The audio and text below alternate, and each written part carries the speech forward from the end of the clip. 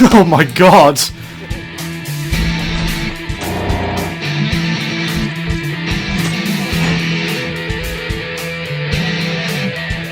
G'day there once again viewers, your mate Kamikaze78 here.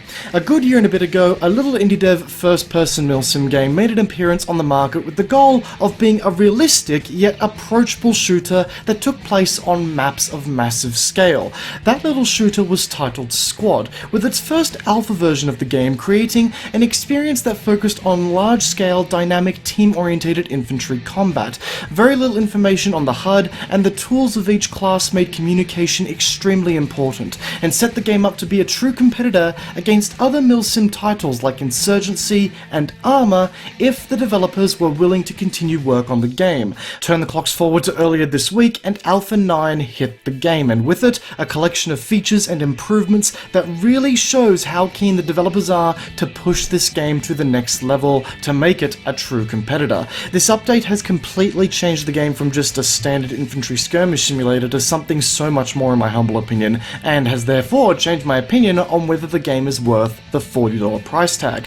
How, I hear you all asking? Well, let's just dive right into the update, my friends, and have a look for ourselves, shall we? Before this most recent update, some vehicles in the form of trucks, jeeps, and technicals were added to the game incrementally in an attempt to not only introduce the concept of vehicle gameplay to the player base, but to also speed up the way the game operated, especially, well, in the opening stages of the game, where players used to have to run from the very start to base. Running Simulator definitely took on a whole new meaning after that, I tell ya.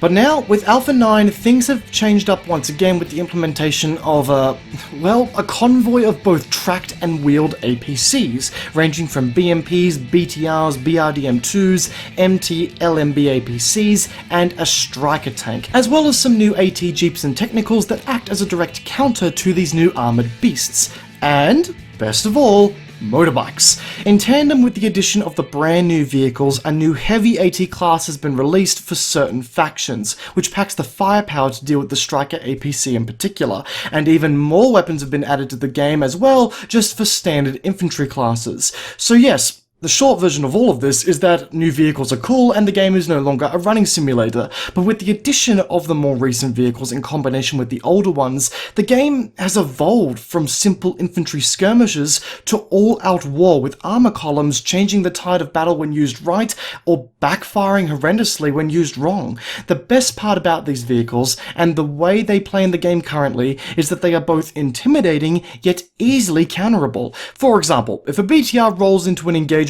it's a fairly scary encounter. Like, shitting your briefs kind of encounter. No, that's the BTR, Light him up, light him up, light him up.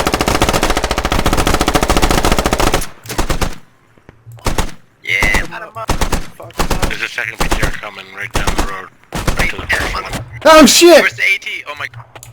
And it's not uncommon to see a squad leader calling for a massive retreat to some hard cover. But once your team regroups and sorts out a game plan to deal with this BTR, the BTR can be quite easily destroyed, and it is extremely rewarding when the game plan to destroy that BTR pays off, especially if your whole squad works together to cover that 50 cal gunner or that AT soldier to ensure that they can secure the kill. That emphasis on teamwork to counter, or work with vehicles for that matter, is huge, and I love it in this game. So yeah, it's fair to say that the new vehicles, weapons, and even classes have added a ton of variety that was missing at the launch of the game, but that, my friends, only really begins to scratch the surface of the changes that have been made as of late. The way FOBs work have changed significantly from when the game first kicked off with the introduction of HABs and logistics trucks, which, yes, is a vehicle that has been around long before Alpha 9, but is still worth talking about.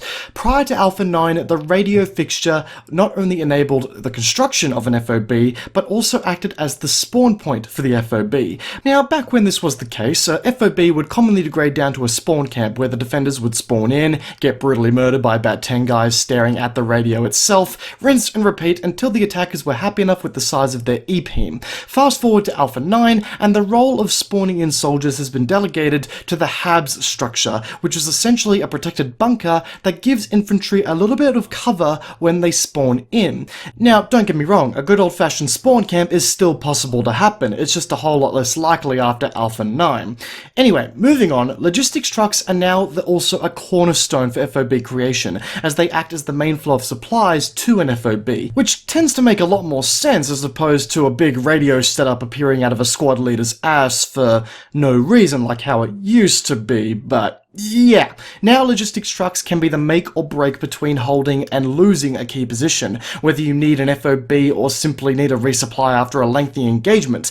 The importance of these logistics trucks also gives another purpose for the recently added armoured vehicles, to cover these logistics trucks as they move through hot zones, adding even more layers to the gameplay. Now, new and shiny stuff is nice and all, but that's not all we got out of the Alpha 9 update. A common piece of criticism that I saw towards this game when I released my first review for it was crappy optimization. Something along the lines of, I have a top-end gaming rig and I'm still getting really bad hitching or minimal FPS was not an uncommon thing to see in my comment section or in the Steam reviews. Hell, just before the Alpha 9 update, I saw myself having to dial down the graphics considerably just to get the game to a reasonably playable state.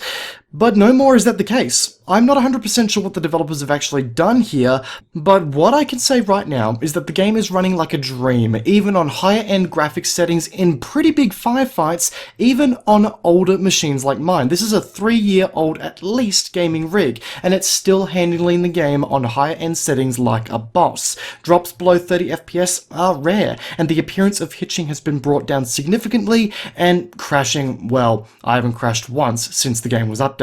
And that was once again after beefing up my graphics by a few notches. So my hat really does have to go off to the developers here for all of the progress that they have made on the game over time, for both improving the current features and adding the new ones without completely fucking up the game, like some game updates tend to do. If you guys remember, when I first reviewed the game back in 2015, I came to the conclusion that while the game had potential to grow, it just wasn't worth the $40 price tag that was slapped onto it. The theme of that conclusion was too many features, which at the time were only quote-unquote promised to be added to the game at some point, and we all know how airy promises can be these days with early access titles. But after seeing how far the game has come over time, all of the things that have been added, improved, or fixed since the original review, I think I can safely say that this game is in good hands and will continue to improve throughout its early access cycle and beyond. The developers have constantly shown us that they are open to change and are willing to go back and revise already added content, all the while still bringing us new stuff in a timely manner. Sure, investing in Squad a year and a bit ago might have been seen as a risky endeavour. A brand new early access game with planned features missing left, right and centre, priced at $40 is a bit dodgy, but now the game is most certainly in a state that makes $40 very agreeable. Hell, I will happily argue that I've gotten my $40 worth of fun out of Squad this past week alone, let alone the amount of time that I've owned it in total, and this is coming from someone who normally prefers very fast-paced shooters. If that isn't a testament to this game, I've got no idea what is. And folks, with all of that said, that's going to wrap up today's video discussing Squad and its most recent Alpha 9 update. Guys, if you enjoyed today's video, whether you're going to go and pick up Squad right about now, or I've informed you to stay away from it because it doesn't look like your type of game, please do feel free to backhand that like button and leave a comment in the comment section down below with some feedback regarding this video, whether you found it decent, informative, shitty. Let me know, guys. I'd love to hear what you all have to say. If you own Squad, let me know what your impressions of the Alpha 9 update are. I'd really love to hear what you guys have to say. If you guys find yourself backhanding the like button and you're new to the channel, feel free to backhand that subscribe button whilst you're at it to keep up to date with the content in which I'm releasing on this channel. Albeit content is a bit slow as of late, but I'm trying my best, guys. I really am. As pros, folks, I hope you enjoyed today's video. Peace out, and I'll be seeing you all next time. Have a good one.